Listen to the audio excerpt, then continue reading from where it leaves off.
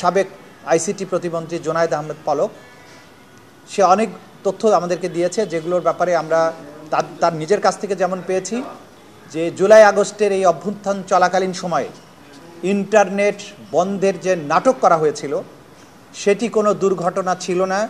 আজকে আপনারা জানেন যে 8 জন আসামিকে হাজির করা হয়েছিল। তারা সবাই মোটা দাগে বিভিন্ন পদের পুলিশ অফিসার এবং সেনাবাহিনীর officer. Former IGP Abdullah Al Mamun, এনটিএমসির সাবেক পরিচালক বা ডিজি, মেজর জেনারেল বরখাস্তকৃত জিয়াউল হাসান সহ অন্যান্যরা ছিলেন। আমাদের আজকে 4টা অ্যাপ্লিকেশন ছিল আমাদের দিক থেকে, সেটা 3 জনের ব্যক্তি, 3 জন আসামি, আব্দুল আল মামুন, শহীদুল ইসলাম এবং আব্দুল্লাহ আল কাফি।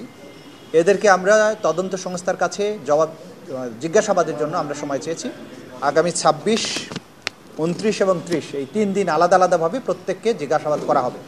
এই জিজ্ঞাসাবাদের প্রধান উদ্দেশ্য হচ্ছে তাদের কাছে সংরক্ষিত যে সমস্ত তথ্যাদি আছে এবং তাদের ব্যাপারে আমরা তদন্ত সংস্থা যে সমস্ত তথ্যাদি পেয়েছে সেগুলো যাচাই করা, সেগুলোর ব্যাপারে তাদের বক্তব্য গ্রহণ, তাদের মোবাইল ফোনগুলো চেক করা, মোবাইল ফোনের মধ্যে সেগুলো ফরেন্সিক করা, সেগুলোর জন্য সেগুলোকে চাওয়া। এই বিষয়গুলোর মাধ্যমে আমরা তদন্তে প্রাপ্ত তথ্যাদি ক্রস চেক করা এবং তাদের বক্তব্যটা জানা, এগুলো আমাদের জন্য জরুরি। সেই কারণে আমরা তাদের জিজ্ঞাসাবাদ করব। এবং আপনারা জানেন যে এই জিজ্ঞাসাবাদের এই প্রক্রিয়াটা আমরা যে করছি সেটা গতানুগতিক কোনো পুলিশ রিমান্ডের মতো নয়। সেখানে একটা স্বচ্ছ কাচের দেয়ালের পেছনে বসে আমাদের তদন্তকারীরা তাদের সাথে কথা বলেন এবং কাচের দেয়ালের বাইরে তার আইনজীবী বসে সব কিছু দেখেন। তাকে কোনো ভয়ভীতি, জোর প্রদর্শন, শক্তি প্রদর্শন, ভয়ভীতি প্রদর্শন এগুলোর কোনো সুযোগ এখানে নেই। সম্পূর্ণ আন্তর্জাতিক স্ট্যান্ডার্ড মেনটেন করেই তাকে জিজ্ঞাসাবাদ করা হয়। এবং এই জিজ্ঞাসাবাদের ব্যাপারে আপনাদের সবারই হয়তো প্রশ্ন থাকবে। গতকালকে একজন আসামিকে আমরা জিজ্ঞাসাবাদ করেছি, সাবেক আইসিটি প্রতিমন্ত্রী জোনায়েদ আহমেদ পলক। সে অনেক তথ্য আমাদেরকে দিয়েছে, যেগুলোর ব্যাপারে আমরা তার নিজের কাছ থেকে যেমন পেয়েছি, পাশাপাশি অন্যান্য সোর্স থেকেও যেটা পেয়েছি যে জুলাই আগস্টের এই অভ্যুত্থান চলাকালীন সময়ে ইন্টারনেট বন্ধের যে নাটক করা হয়েছিল সেটি কোনো দুর্ঘটনা ছিল না। খায়ের টাওয়ার বা কোন টাওয়ারে আগুন লেগেছে এগুলোর কোনো ব্যাপারই ছিল না। সেখানে সে স্বয়ং স্বীকারোক্তি দিয়ে বলেছে বা নিজে স্বীকার করেছে যে এই ইন্টারনেট তদানীন্তন প্রধানমন্ত্রী এবং এই মামলাগুলোর প্রধান আসামি শেখ হাসিনার নির্দেশে সরাসরি প্রধানমন্ত্রীর কাছ থেকে নির্দেশনা আসার পরে তথ্য প্রতিমন্ত্রী নির্দেশ দিয়ে আইআইজি, ইন্টারন্যাশনাল ইন্টারনেট গেটওয়ে, এই গেটওয়েদের একটা হোয়াটসঅ্যাপ গ্রুপ খোলা হয়।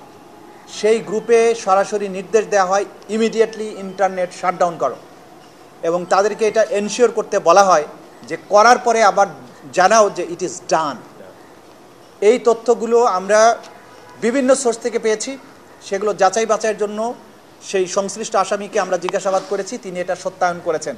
সুতরাং ইন্টারনেট বন্ধের মাধ্যমে জুলাই আগস্টের সংগঠিত গণহত্যাকে গোটা দুনিয়ার কাছ থেকে আড়াল করার যে আড়াল যে করা হয়েছে এবং এটার ব্যাপারে যে মিথ্যা অজুহাত দেওয়া হয়েছে যে ইন্টারনেট কেবল লাইন পুড়ে গিয়েছিল, এটা হয়েছিল, সেটা হয়েছিল, সর্বৈবভাবে মিথ্যা।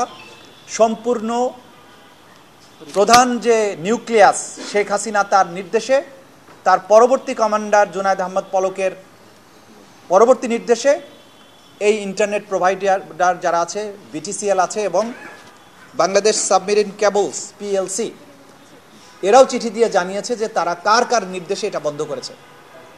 সুতরাং এই রাষ্ট্রীয় সংস্থাগুলোকে বাধ্য করে তদানীন্তন ক্ষমতাশালীরা, এই আসামিরা বাংলাদেশের ইন্টারনেট শাটডাউন করেছিল এবং এই গণহত্যাকে এক্সপেডাইট করেছিল। এই তথ্যগুলো আকার রূপে আমরা পেয়েছি, এগুলোকে আমরা ফর্মুলেট করছি এখন, এগুলোকে আমরা বিচারের উপযোগী করে কোর্টে প্রেজেন্ট করব।